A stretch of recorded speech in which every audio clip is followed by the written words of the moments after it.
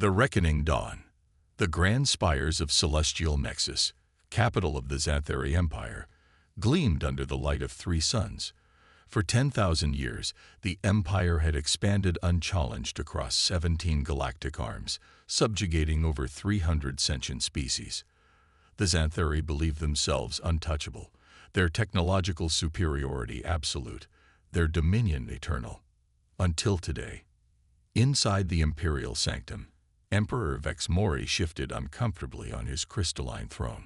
The emergency council session had been called after orbital sensors detected an anomaly at the edge of the system, an anomaly that had resolved into 500 vessels of unknown design. The ships were massive, sleek, and utterly unlike anything in the Imperial database. Impossible, hissed Grand Admiral Krell, his scaled skin flushing purple with agitation. No species possesses such a fleet, especially not one unknown to us. The central holographic display flickered, and a human woman appeared. She wore a simple black uniform with no insignia, her silver-streaked hair pulled back in a tight knot. Her eyes, however, burned with an intensity that made several council members flinch. "I am Ambassador Sarah Chen of the United Earth Alliance," she said, her voice calm but unyielding. 27 years ago, your empire discovered Earth. You classified us as a primitive species of no consequence. Then, without provocation, you bombarded our major cities, killing 30 million people in what your records labeled Pacification Protocol 447. Emperor Vex Mori's upper limbs trembled. There must be some misunderstanding. The Empire engages in peaceful first contact with. "We have your records," Chen interrupted, her voice cutting through the chamber like a blade. "We have the names of those who ordered the attack. We have the communications logs. We have everything." She paused, letting the implications sink in. "Your forces believed they had broken us, that the surviving humans were scattered, leaderless, reduced to fighting for survival in the ruins. You scheduled Earth for resource extraction after the radiation levels subsided, 50 years from the attack date." The council chamber fell silent. Many present hadn't even been aware of Earth's existence, let alone its supposed pacification. "Yet here you stand," said the Emperor, his voice barely audible. "Yes," Chen replied. "Here we stand, while your observers watched our ruined cities. Believing us defeated, we built underground. We salvaged your technology from downed ships. We learned. We unified like never before. We evolved." The hologram expanded, showing the human fleet. Close-up images revealed weapon systems unlike anything the Xanthari had developed, more advanced, more elegant in design. "How?" demanded Admiral Krell. "Even with salvage technology, this level of advancement should have taken centuries." Ambassador Chen's expression remained impassive. "Necessity, determination, and something your species seems to lack: imagination." From his seat at the back of the council chamber, junior diplomat Raz Tur watched in fascination. He had studied extinct species as a hobby, cataloging those who had been pacified by the Empire over the millennia. He had never heard of humans before today. "What do you want?" asked Emperor Vex Mori, his voice regaining some authority. "Justice," Chen replied simply. "We have transmitted a list of those responsible for the attack on Earth. You have 48 hours to surrender them to us. After that, we will extract them ourselves." The transmission ended abruptly. The council erupted into chaos. Raz Tur slipped out unnoticed, his mind racing. Something about this situation felt wrong. The Imperial archives contained records of every species encountered, pacified or allied. Why would humans be missing? Unless someone had deliberately erased them. Commander Elena Reyes stood on the bridge of the UEA Defiance, flagship of the human fleet. Through the view screen, she observed the distant glittering jewel that was the Xanthari capital world.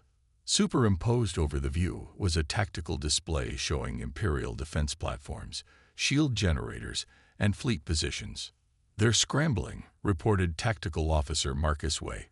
"Defense fleet is moving to intercept. Estimated time to engagement, 3 hours. Elena nodded, and their long-range communications. Successfully isolated, replied Communications Director Aisha Okafor. They can't call for reinforcements from other systems. Good. Elena touched a control panel, bringing up a holographic display of Ambassador Chen's transmission to the Imperial Council. Phase 1 complete. Now we wait. Dr. David Chen, the ambassador's husband, and the fleet's chief xenoanthropologist, studied the recorded reactions of the council members. Interesting. Emperor Vex Mori appears genuinely confused. I don't think he knew about Earth. That matches our intelligence, Elena confirmed. The attack was orchestrated by a faction within the military and corporate sectors, the Resource Acquisition Directorate. They've been operating with relative autonomy for centuries, securing new worlds for the Empire's expansion. David nodded. Classic compartmentalization. The Empire's too vast for the Emperor to know everything. Plausible deniability built into the system. Commander, interrupted Wei, we've detected a small vessel leaving the capital. It's on an intercept course. Elena raised an eyebrow. Composition. Minimal armaments. 2 life forms aboard. They're broadcasting on an open frequency. They want to talk. Elena exchanged glances with David. This wasn't part of the plan, but adaptability had become humanity's greatest strength. Bring them in. Security protocols Alpha through Gamma. Junior diplomat Raz Tur had never been more terrified or exhilarated in his life. Beside him, Senior Archivist Nevaloran piloted the small diplomatic shuttle toward the massive human vessel. The ship dwarfed their shuttle, its dark hull absorbing light rather than reflecting it. This is madness, Nevaloran muttered. If they detect the data crystal, they'll detect your fear first, Raz Tur replied. Remember why we're doing this. The archivist nodded grimly. After leaving the council chamber, Raz Tur had gone straight to the Imperial Archives, where his old mentor Nevaloran oversaw the historical records. Together, they had discovered something shocking: systematic deletion of all records related to Earth, beginning 27 years ago. But Nevaloran, paranoid by nature, had maintained secret backups of everything. The data crystal now hidden in Raz Tur's robes contained the truth, and it was far worse than what Ambassador Chen had revealed. A tractor beam enveloped their shuttle, guiding it into a cavernous hangar bay. As the shuttle settled on the deck, Raz Tur saw humans in uniform surrounding them, weapons ready but not aimed. The shuttle door opened. Raz Tur stepped out first, hands raised in the universal gesture of peace. I am Junior Diplomat Raz Tur of the Xanthari Empire, he announced. I come bearing critical information regarding the attack on your world. A human woman stepped forward from the security team.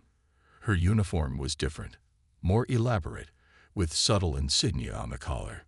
Commander Elena Reyes, she said, you've taken a significant risk coming here. The risk of saying nothing was greater, Raz Tur replied. Your ambassador spoke of justice. I come in service of truth. In his private chambers, Grand Admiral Krell activated a secure communication channel. The hologram that appeared showed a Xanthari with elongated cranial ridges, the mark of the ancient noble houses. Director Vexhan, Krell acknowledged. We have a situation. So I've heard, replied the director of the Resource Acquisition Directorate. Humans. How inconvenient. Inconvenient, Krell hissed. They have a fleet that outclasses anything in the Imperial Navy. They've isolated the capital system from all communication. And they know about Earth. Vexhan's expression remained impassive. A regrettable oversight. The bombardment was meant to be thorough. It was your operation, Krell accused. Your directorate classified Earth as pacified. Now the Emperor demands answers. The Emperor, Vexhan said dismissively, should concern himself with maintaining order. My third fleet is already en route to the capital. We will deal with these humans as we should have 27 years ago, thoroughly and permanently. And if they resist? Vexhan's lips curved into a cruel smile. No species can stand against the full might of the Xanthari Empire. Not even one that has evolved. The communication ended. Krell stared at the empty space where the hologram had been, an uneasy feeling settling in his gut. Something about the human ambassador's confidence disturbed him. They wouldn't have come with such demands unless they believed they could enforce them. What if the Empire had miscalculated again? On the Defiance, Commander Rice reviewed the data Crystal Raz-Tur had provided. The holographic display showed Imperial ships bombarding Earth cities, but also something else. Research vessels landing in the aftermath, collecting samples. They weren't just attacking us, she said quietly. They were experimenting. Dr. Chen nodded grimly. According to these records, the Resource Acquisition Directorate detected something unique about Earth, about humans, our adaptive capabilities, our genetic flexibility. They wanted to study us, Alina concluded.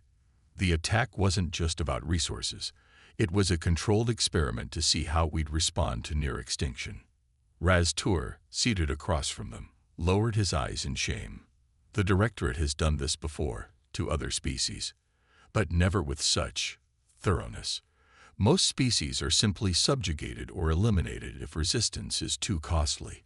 With humans, they wanted to observe. Like lab rats, Alina said, her voice hardening. There's more, Nevlorin added.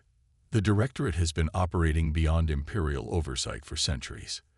They've created weapons, technologies the Emperor knows nothing about, including this. He pointed to a schematic in the holographic display, a massive device of unknown purpose. What is it? Asked David. A stellar manipulator, Nevlorin explained, capable of accelerating a star's life cycle, forcing it to go supernova. The Directorate has tested it on uninhabited systems. They plan to use it on your son if humans ever became a threat. Alina's face paled. She exchanged glances with David, then touched her communication implant. Ambassador Chen, we have new information. The situation is more complex than we understood. On the bridge of her diplomatic vessel, Sarah Chen received the update with growing horror. What had been a mission of justice was rapidly evolving into something more urgent, preventing a potential genocide. Commander, she said finally, implement contingency protocol Phoenix. The timeframe has changed. Understood, Alina replied. May our ancestors guide us. And may we be worthy of their sacrifice, Chen responded, completing the ritual phrase born in the ruins of Earth's cities. The human fleet began to move, spreading out into an attack formation not aimed at the capital, but at the arrival coordinates where the Third Fleet would emerge from hyperspace. The real battle was about to begin. Empire of Ashes. The Imperial Council chamber had devolved into factions. Emperor Vex Mori sat silently on his throne, listening as his advisors argued among themselves. Some called for immediate surrender to the human demands, others for resistance at all costs. We cannot bow to primitive upstarts, shouted Trade Minister Zexalon. The Empire has stood for 10 millennia. Did you not see their fleet? Countered Science Counselor Ms. Tour. Their technology appears to exceed our own. How is this possible if they are primitive upstarts? Grand Admiral Krell remained conspicuously silent, his eyes fixed on a private data terminal. Finally, the Emperor raised a hand, and the chamber fell quiet. What of this list they sent? He asked. Who are these individuals they claim are responsible for the attack on their world? A junior aide activated the central holographic display, showing 27 names. At the top, Director Vex Han of the Resource Acquisition Directorate, followed by senior officials from the military and several noble houses. These individuals must be summoned to answer these accusations, the Emperor declared. Krell finally spoke. That may be difficult, Your Radiance. Director Vex Han is currently aboard the flagship of the Third Fleet, which is en route to the capital as we speak. The Emperor's eyes narrowed. I gave no such order for fleet movement. The Directorate operates with discretionary authority in matters of resource security, Krell explained carefully. "Not anymore," the Emperor said, his voice colder than anyone present had ever heard it. "Admiral Krell, you will transmit my Imperial command to the Third Fleet. They are to stand down and return to their stations immediately." Krell bowed. "As you command, Your Radiance." But as he left the chamber to transmit the order, Krell knew it would be ignored. The Resource Acquisition Directorate had operated independently for too long. Director Vex Han wielded more real power than the Emperor himself, a fact known to many in the higher echelons of the Empire, but never openly acknowledged. The Empire was fracturing before a threat none had anticipated. On the bridge of the Directorate flagship Inevitable Dominion, Director Vex Han received the Emperor's command with a dismissive gesture. "Acknowledge receipt, but take no action," he instructed his communications officer. "The Emperor speaks from ignorance. Once we have eliminated this human threat, he will understand the necessity of our independence." "Director," reported his tactical officer, "we are detecting unusual energy signatures from the human fleet. They appear to be deploying some kind of interdiction field across their formation." Vex Han frowned. "Explain." "Analysis suggests they're creating a localized disruption in hyperspace. If accurate, our fleet won't be able to complete transit at the planned coordinates. We'd be forced to emerge early, outside our optimal attack position." "Impossible," Vex Han dismissed. "No species has mastered hyperspace manipulation to that degree. Even our own research is theoretical at best." But as the Third Fleet approached the capital system, alarm signals blared across all vessels. The hyperspace engines fluctuated wildly, forced to compensate for unexpected distortions. "Emergency translation to real space," ordered the fleet commander. 800 warships of the Xanthari Empire's most powerful fleet erupted into normal space, directly into the waiting formation of the human vessels. Commander Elena Reyes watched as the Imperial ships appeared exactly where predicted. Tactical displays showed the Third Fleet in disarray, vessels emerging from hyperspace at odd angles, some dangerously close to colliding with one another. "Phoenix Protocol successful," reported Marcus Way. "Their formation is compromised." "Deploy phase inhibitors," Elena ordered. "Target their command ships first." Across the human fleet, weapon systems activated, but instead of conventional energy weapons or projectiles, they emitted focused pulses of exotic particles, technology derived from studying the wrecked Xanthari ships that had fallen to Earth decades ago, but refined and improved beyond anything the Empire had achieved. The pulses struck the Imperial vessels, and ship after ship simply went dark. No explosions, no visible damage, but all systems failed simultaneously as the phase inhibitors disrupted the quantum structure of their power sources. On the Inevitable Dominion, Director Vex Han watched in horror as his mighty